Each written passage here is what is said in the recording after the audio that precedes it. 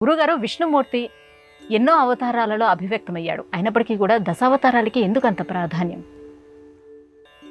భాగవతం 22 అవతారాలను చెప్పింది. రామాయణంలో అనంతోవై అవతారాహ హరేహే అని ఉన్నది. ఎన్ని అవతారాలు ఉన్నాయో లెక్క పెట్టలేము అని దాని అర్థం. అన్ని అవతారాలు ఉన్నాయి. భారతం ఇంకొక మాట చెప్పింది, లోకంలో ఎన్ని జీవులు ఉన్నాయో అన్ని జీవులు భగవంతుని యొక్క అవతారములే అని చెప్పింది. కారణం ఏమంటే అతడు పరమమైన ఆత్మస్వరూపుడు. ఈ జీవులందరూ కూడా ఆత్మస్వరూపులే.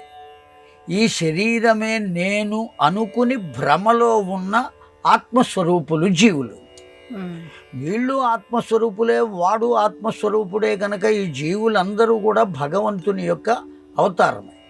కనుక మనం కనబడిన వ్యక్తిలో ఎవరిని దర్శించాలి అంటే ఫలానా పేరు కలిగినటువంటి ఓ శరీరం కలిగిన మనిషిని కాకుండా భగవంతుణ్ణి దర్శించగలిగితే ఎక్కడికో భగవంతుడి దగ్గరికి వెళ్ళవలసినటువంటి ఆవశ్యకత లేదు, అర్చన చేయవలసిన ఆవశ్యకత కూడా లేదు. కనుక లోకంలో ఉండేవారందరూ భగవంతుని యొక్క రూపాలే. ప్రత్యేకించి దశావతారాలు ఎందుకు వచ్చినవి అనేటువంటిది సమస్య. అంబరీషుడు అనబడేటువంటి చక్రవర్తి ఇక్ష్వాకు వంశానికి చెందినవాడే అతడు కూడా. ఆ అంబరీషుడు ఏకాదశి వ్రతాన్ని నియమంగా తీసుకున్నాడు. ఎంతకాలము అంటే ఒక సంవత్సర కాలం. సంవత్సర కాలంలో ఏకాదశులు 24 వస్తాయి. 23 ఏకాదశులు విజయవంతంగా పూర్తి చేశాడు. 24వ ఏకాదశి నాడు అనేక మందిని పిలిచి వాళ్ళందరికీ భూరి దానములను ఇచ్చి ఉద్యాపన చేసుకోవాలి. ఆ ఉద్యాపన, వ్రత ఉద్యాపన అంటారు కదా. ఈ ఉద్యాపన చేసుకునేటువంటి సమయంలో అనేక మందిని ఆహ్వానించాడు.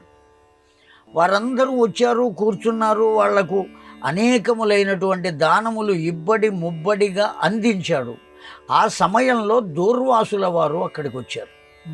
పిలవకుండా వచ్చాడు. పిలవకుండా వచ్చినటువంటి వారు అతిథితో సమానం. ఆ కారణం చేత పరమానందపడిన అంబరీషుడు, అయ్యా మీరు కూడా భిక్షకు దయచేయండి, మేము ఇప్పుడే స్నానం చేసి వస్తామన్నారు. భోజనం చేయాలి, ఏకాదశి వ్రతంలో ఉన్నవాళ్ళు భోజనం చేయాలి అంటే ద్వాదశి నాడు భోజనం చేయాలి. దాన్ని పారణ అని అంటారు, భోజనం అని అనకూడదు. ఈ ద్వాదశి పారణ. ఆ ద్వాదశి పారణ చెయ్యాలి అంటే ద్వాదశి దాటిపోకుండా ఉండాలి, త్రయోదశి రాకుండా ఉండాలి. ఇంకా త్రయోదశి రావడానికి 2 ఘడియల కాలం ఉన్నది. ఒక ఘడియకు 24 నిమిషములు. 2 ఘడియల కాలం అంటే 48 నిమిషముల కాలం ఉన్నది. నేను స్నానం చేసి వస్తానయ్యా, నదికి వెళ్ళి వెంటనే భిక్ష స్వీకరిస్తానన్నాడు. వచ్చినటువంటి వారంతా భోజనానికి కూర్చుని ఉన్నారు. ఉద్యాపన చేసుకోవాలి. 2 ఘడియల కాలమే ఉంది. ఒకవేళ దాటిపోతే వ్రతం కాస్త భిన్నమైపోతుంది, భంగం అవుతుంది. అందువల్ల అయ్యా మీరు ఇక్కడే స్నానం చేయండి, వెంటనే కూర్చోండి, సమయం పెద్దగా లేదు అన్నాడు. నేను వెంటనే వస్తానయ్యా అన్నాడు. నదికి వెళ్ళాడు. ఎంతకీ రాలేదు. రాకపోతే ఏం చెయ్యాలి?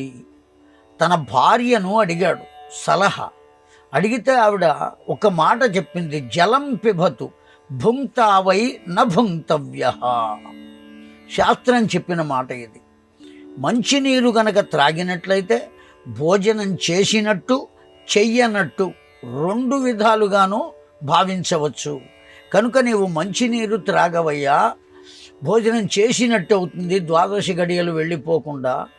భోజనం చెయ్యనట్టు కూడా చెప్పారు కనుక అతిథి రాకుండా భోజనం చెయ్యలేదు అనేటువంటిది కూడా మనకు దక్కుతుంది అని గ్లాసు నీళ్లు తీసుకొచ్చి ఇచ్చింది. ఆ నీళ్లు త్రాగాడు. ఆ పాత్ర అలా పెడుతున్న సమయంలో దూర్వాసుడు వచ్చాడు. అసలే కోపిష్టివాడు. ఇతడు మంచి తీర్థాన్ని తీసుకున్నాడు అన్న సంగతి తెలిసి, నేను క్షత్రియుడను, రాజును అనేటువంటి గర్వంతో వచ్చినటువంటి ఋషీశ్వరుని కూడా గౌరవించక ఇంత పని చేస్తావా అని అతన్ని శపించాడు. నీవు మత్స్యమై జన్మిస్తావుగాక, కూర్మమై జన్మిస్తావు కాక, రాజుగా జన్మించినా రాజ్యార్హత లేకుండా పోతుంది కాక, యాదవ వంశంలో జన్మిస్తావు గాక, ఇట్లా వేద నిరసన చేసే పాషండుడవై జన్మిస్తావు గాక. ఇలా ఎన్ని శాపాలు పెట్టాడు అంటే 10 శాపాలు పెట్టాడు. ఎవరిని? అంబరీషుని 10 శాపాలు పెట్టాడు. ఆ అంబరీషుని 10 శాపములను తన భక్తుడైన అంబరీషునకు కాకుండా తాను స్వీకరించాడు భగవంతుడు. ఆ 10 శాపములకు 10 రూపములను పొందాడు గనుక 10 అవతారములు అన్నారు. ఈ 10 అవతారాలు ఎవరి వల్ల వచ్చినాయి అంటే దూర్వాసుని వల్ల మనకు లభించినాయి 10 అవతారములు.